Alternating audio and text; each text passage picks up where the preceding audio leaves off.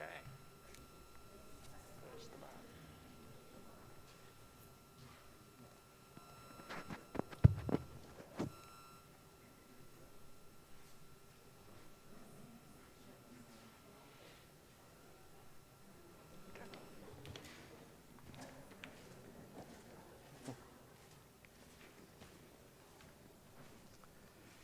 Good morning. Good morning. Thank you for coming to this little meeting. It's great to see all of you in the same room at the same time, as outside from the Mass. First, I want to acknowledge and thank all of you who, through the pandemic, the most difficult part of the pandemic, help in many different ways to assisting so that other people could have the presence of the Lord through the Holy Eucharist.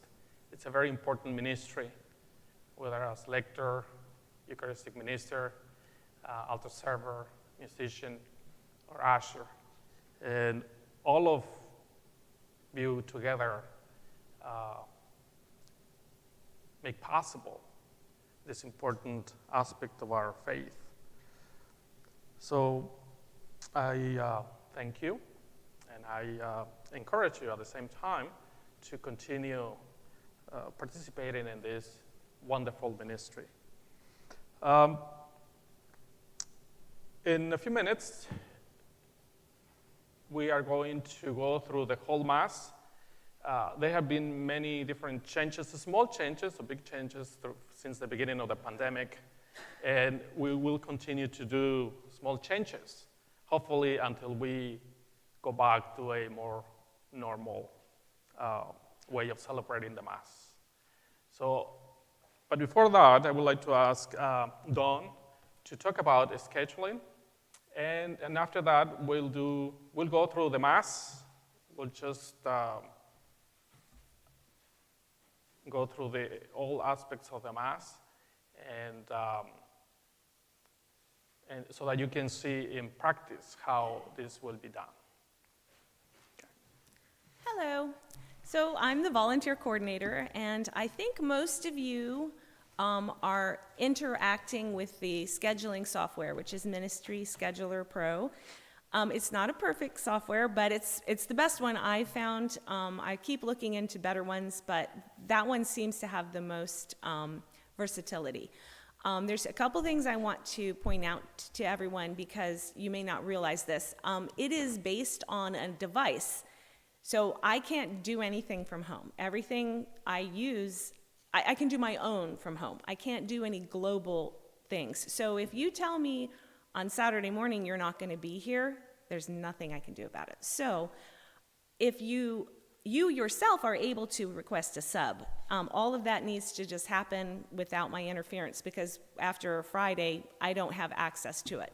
So I think a lot of people assumed that I could move people around. I can't, not unless I'm actually in my office.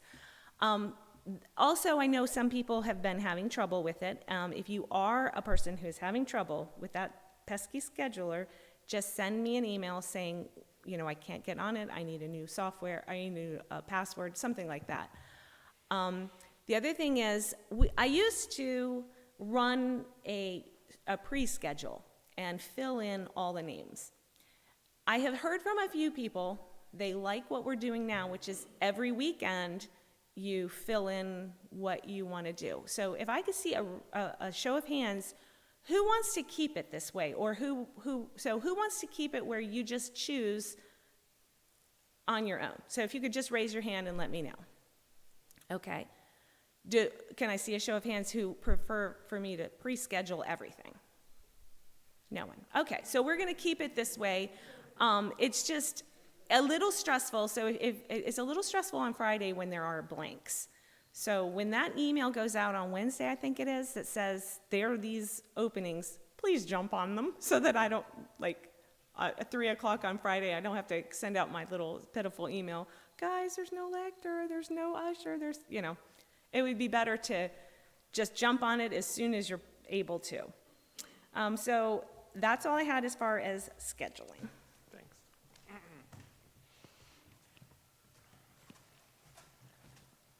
As you can see, some of the things will continue throughout. I don't know until when, but we will continue to use the mask. And it is important for all of us who are ministers in different ways to wear our mask in church, and especially when we are doing services on the altar. I know that sometimes some members of the congregation might not be wearing the mask. Well, it's up to them, but the mask is for our own safety first. And that's very important to always remember now. So keep that in mind. So now we are going to actually go through the entire Mass as if we were celebrating the Mass. So at this moment, I would like to invite Deacon Jim, our altar server, so he can go through training. And we will stop at different moments. If you have any questions about your ministry, if you have a pen, just write it down. And at the end, we can go through all the questions or suggestions, because this is not written in stone. Things that we can move around to facilitate the flow of the service, we'll do it, as long as it complies with the liturgy.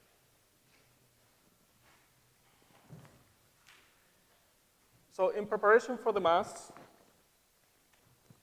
the altar servers will bring the candles that are next to the ambo, and they will bring the candles back. The altar servers also are in charge of lighting these 4 candles in front of the altar. So as soon as the altar servers arrive, they need to make sure that everything is ready for the Mass on the little table in the back, that is called the credence, and in front of the altar, the candles are lit. And these front candles from front of the ambo, where the readings are done, are in the back. So if you don't mind, altar server and Don, will you please bring the candles, or whoever is doing the...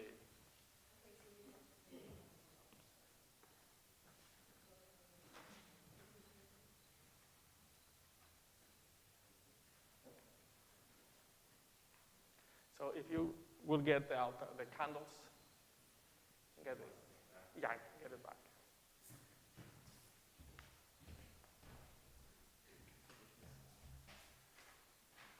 You can leave that on the chair.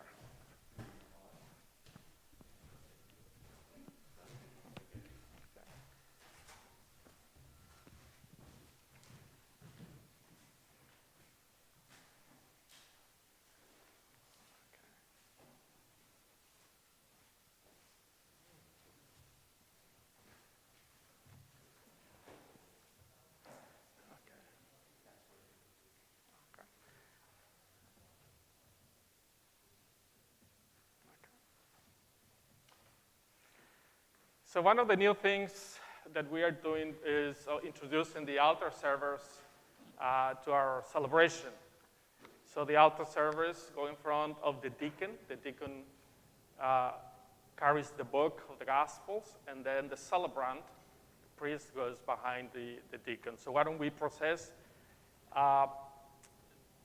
Before we process, normally we used to process in, and we'll get to the foot of the altar here and bow and go up. Now, the altar servers will continue to walk all the way up, place the candles here, and stand here next to each other, okay? Deacon and I will move here. Deacon will place the book, move aside, I'll move here, and there we'll kneel. Once, we'll do it, the 4 of us together. So that's the very new thing that we will do for the Mass. So why don't we practice that? So just imagine the music is on and keep walking.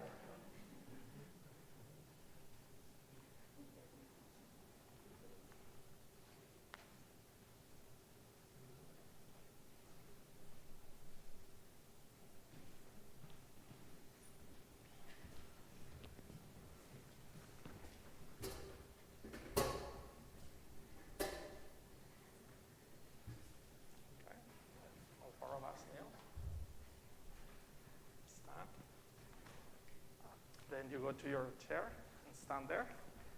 I'll kiss the altar together with deacon and move to our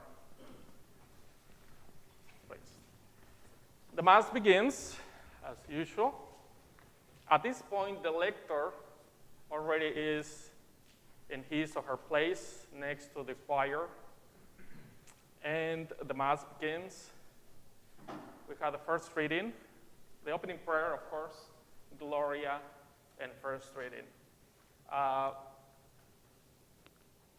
The first reading and the second reading are done by the lector, also the prayer for Holy Communion.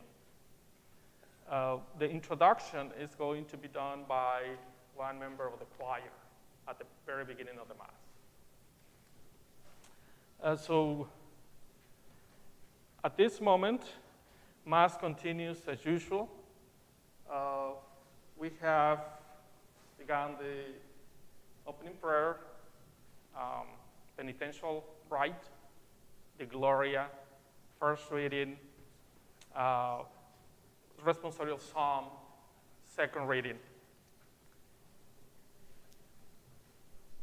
Normally, and lectors might have some option as well to sit with their families after they do the second reading, if they sit here to come to do the prayer for Holy Communion. Otherwise, they can sit all the time there. We have the second reading, the Gospel. As usual, deacon reads the Gospel. Depending who is in turn to say the homily, does the homily. We have the prayer of the faithful. If the deacon is not present, the prayer of the faithful is done by the lector. So the lector needs to make sure that when the deacon is not present, the green or white or purple binder is underneath of the ambo right here. And also the announcement should be there. There also would be another set of announcements in the cantor's binder, just in case the lector or the deacon forgets to do the announcements. And the announcements are few and are very important. Everything is on the bulletin, but those required to be said from the pulpit so that people really hear them in case they don't read the bulletin. So we are now at the prayer of the faithful. After the prayer of the faithful, we have that's the next change that we are doing now is the procession of the gifts. Through the pandemic, we did not have the procession of the gifts. Everything was done from the altar. I had a little table here where I have pretty much everything that I need just to do it myself. So for the procession of the gifts, here is the thing. With altar service, as soon as the music begins for the procession of the gifts, you take the chalice, the cup is the chalice, and normally when we do it is this way. You hold it like this so it doesn't fall. So hold it. And come here, and you place it right here. Okay. By this time, the ushers will have invited a family, a member of the congregation, single person, couple, children, whomever you think is that day available, and also important to represent the community, to bring the bread and the wine. So ushers, bread and the wine is in the back. They will make sure that at this point they already invited the people that are bringing the gifts and invite them to stand at the entrance of the door so that they process down the aisle. So at this moment, the altar servers will come over here with me, next to me. And deacon also will be here. Yeah, the chair will be on the same side. So whoever is bringing the bread and the wine will carry the bread and the wine. So at this point, we are not passing the little baskets for collection. The collection boxes will continue to be in the gathering area. So once they bring the gifts, I give the bread to the altar server, and the wine, thank you, and the wine to the deacon. So the people, then you go up to the altar and place the bread next to the chalice, this way. Okay, next to the chalice. Okay. This little table will be gone, so you'll have that problem. Okay. So then you go back to pick up the towel and the water. So at this point, deacon will be able to prepare. You don't have to do it, but deacon will prepare as they normally do. I'll present the bread and the wine in turn for the altar servers to bring the water and to wash my hands. That, and then you can go back. Okay. So those are the changes. We didn't have that. Now we are adding that to the celebration, which I think is very important that the congregation participate in this way. Communion, but the Mass continues. We have all these prayers, preface, the consecration. Now, for the consecration,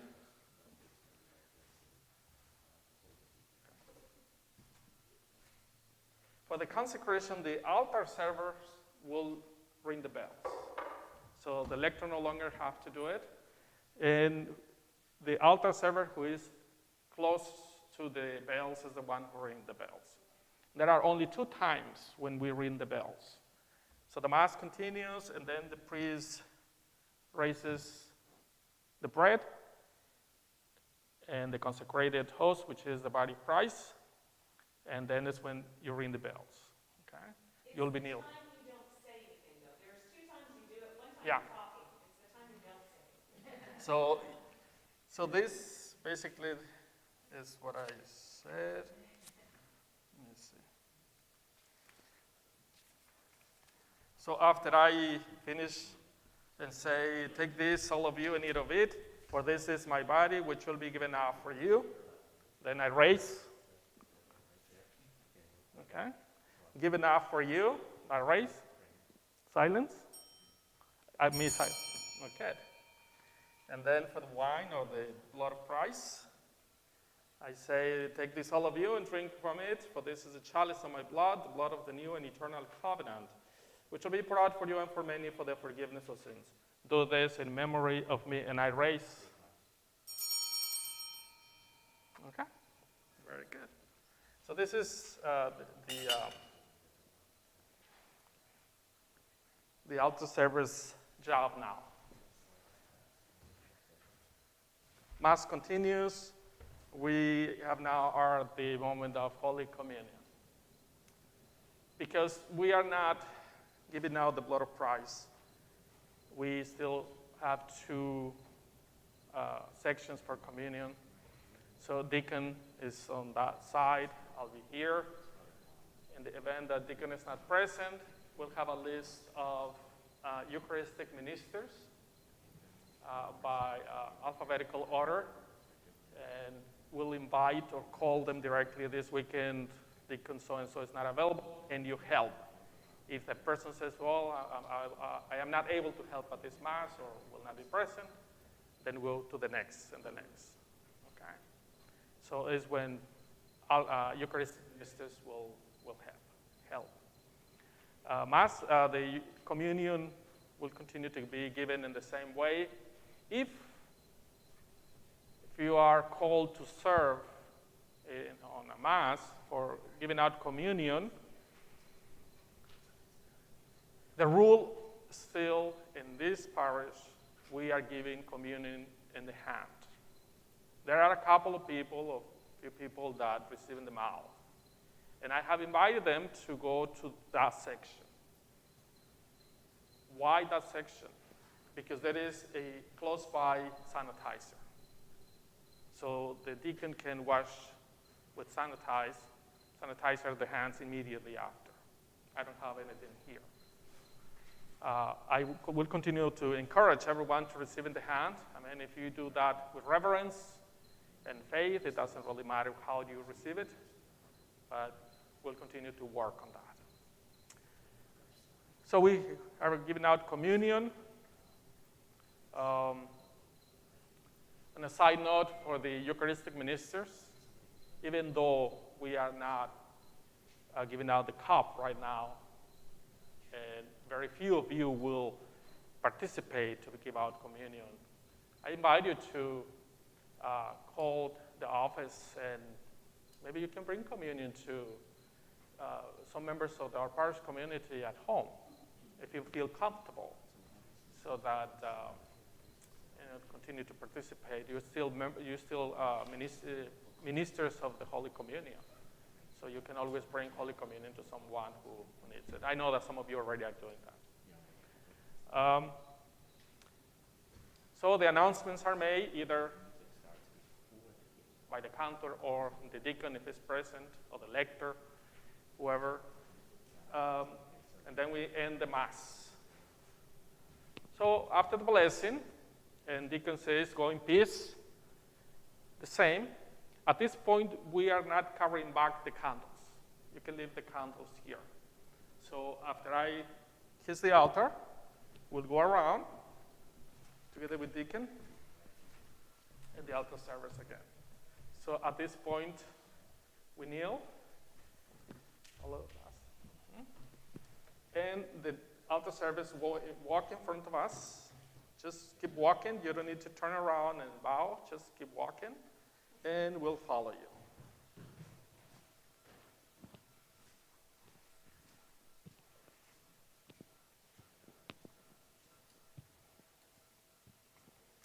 Okay, thank you. So this is more or less what we have now, beginning the last weekend of September, I believe, that we are doing these changes. Now, ushers,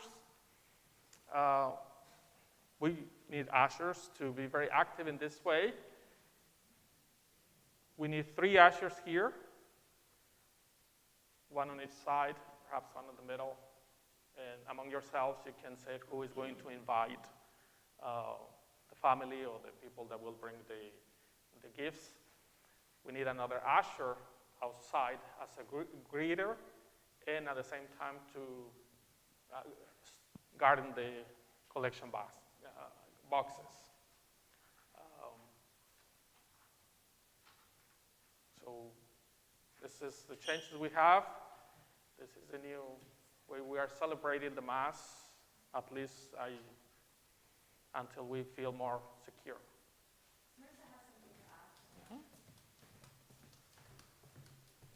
Hello, I'm Marissa. I'm the youth minister. So something new that we're trying this year is we're really encouraging our young people to attend Mass, especially our middle school youth.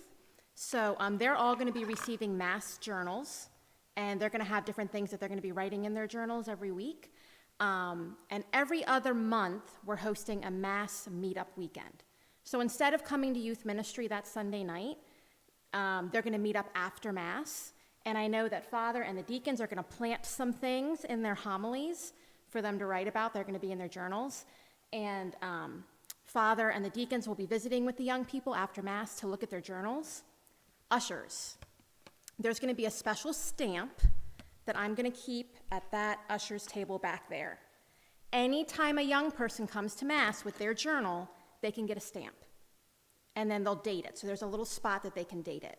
At the end of the year, I'm going to count up their stamps, and they're going to get prizes for attending Mass. So it's kind of like a passport stamp is what it looks like.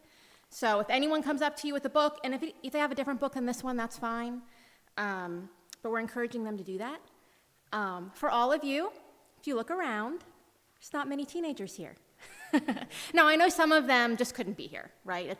A lot of them have sports and jobs on Saturdays. But I would really encourage you to look around at Mass when you're serving for young people that are coming to Mass already and ask them if they will shadow you. that's the best way, besides their family encouraging them, to have them become ministers at church and stay involved. So if you're an usher and you see a young lady or a young man come every single week with their family, you can go up to them and say, "Hi, I'm Dominic Macera. I see you at Mass every week. What's your name?" "I'm Joe." "Hey, Joe, would you shadow me today? And maybe, I'll be serving, the next time I'll be serving is blah, blah, blah. Would you shadow me then as well?" And then after they shadow you for a couple times, our hope will be that they will be a minister, right, at Mass. So please keep your eyes out for young people, 6th grade through 12th grade. Any of them can do that. They should be attending Mass with their families, so you're okay to talk to them. You're not going to be alone with a young person, right? I don't expect you to be taking them somewhere to talk to them. You'll be here present with them. You can introduce yourself to their parents, of course, as well, and just say, "Hey, I see your young person at Mass. I'm inviting them to do this ministry with me." So if you could partner with me in that, I would appreciate it. And of course, if you did that and you need me to follow up in any way or provide any encouragement, hopefully you all know how to find me, email and in the office, okay? Okay, thanks. And I am assuming you are also telling the same thing to the kids and their parents, that somebody will approach them. Yes, Yeah, so they don't introduce yourself to the get parents, scared. too. Yeah. Okay, good. Yes.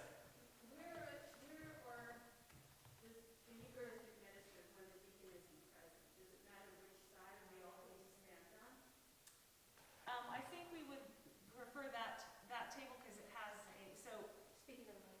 Oh, I'm sorry. So if there's no deacon, the idea is you would, during the Lamb of God, you would walk up here, avail yourself of and then you kneel when you need to. Or you can bow, depending on what's going on. And then you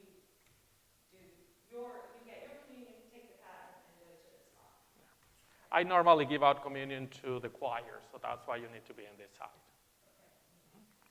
Another quick question in regards to that. If we do have someone that wants it on the tongue, and we're supposed to sanitize our hands right after, Yeah. what are we doing? It's very awkward, I'm not gonna lie.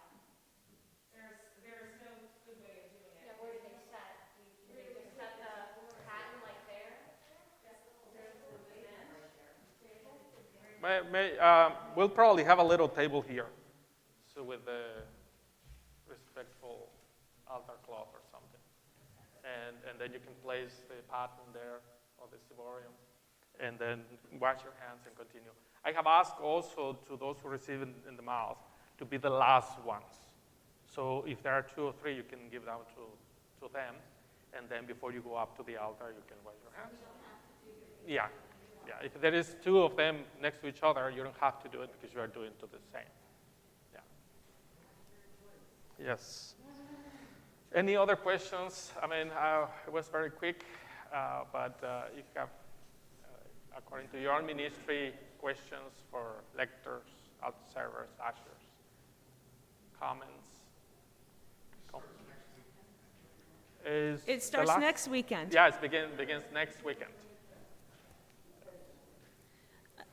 I would encourage EMs, who I know are being underrepresented in the masses, to consider becoming ushers temporarily. If you can sing, choir members are always welcome. Any of the other ministries, if you are able, I know EM is closest to your heart, but if you really want to serve, there are other options, also nursing home visits in addition to home visits. So just contact me if you want to broaden your horizons. Okay, and we'll continue with you since you are talking about Okay, safety. so everyone should have gotten a little handout. I just wanted to run through, there's nothing new here, it's just to remind you, if we should have an emergency, my assumption is it would be a fire type of event where we have to evacuate the building and it's full of people. It is very important that all ministers keep their wits about them and get people to go out to the field. Because what we don't want is people running out to their cars and possibly getting in the way of emergency vehicles. basically, you don't want anyone in the roadways because we need the emergency vehicles to be able to get here. So there are doors back there, there's a door in that corner. I have a little map of all the options for going out to the field. I'm going to be honest right now, this does not address if we were to have active shooter. That type of situation calls for a whole different mindset and evacuation plan, and I am going to arrange for what we're getting security measures put in place, and once they're underway, I'm going to arrange for a professional to come and talk to everyone about that particular scenario. This is just would be a fire or something where we have to get out of the building because it's not safe, but we don't want to get run over by the fire trucks. And then this one just shows you the location of fire extinguishers, the AED units. At some point, just familiarize yourself. They all have a little marker. You'll see in the corners, it's a little red box on the wall, and below it is a fire alarm. And then the fire extinguishers are in little doors back here and in the kitchen and in the hallway. So just, sometime walk around and familiarize yourself with all of those safety features as well. Thank you. One quick question. If there were a medical emergency during Mass, what would be the protocol for folks within the church? Well, we have actually had many of those occur through the years. Generally, the ushers call 911, and generally there are 2 or 3 volunteer fire department or EMTs in the congregation, and they go and monitor the person, and literally the Mass just goes on. We try to, because usually the Mass is at a point, it never happens like before Mass or after Mass, just saying. So obviously, if it's a terrible, terrible emergency where someone is actually deceased, we would stop the Mass. But if it's just someone who's having chest pains, we take them to the back and monitor them and call 911, that type of thing. Good. Okay. Pray that nothing happens later. Any other questions?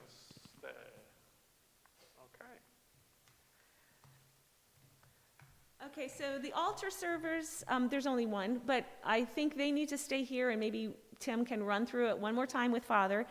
The EMs, choir members, everyone except the ushers, you're free to go. I would like to meet the ushers out in the gathering area and shut the doors and just hash out some more of the things that we're doing that are new. Also the MCs.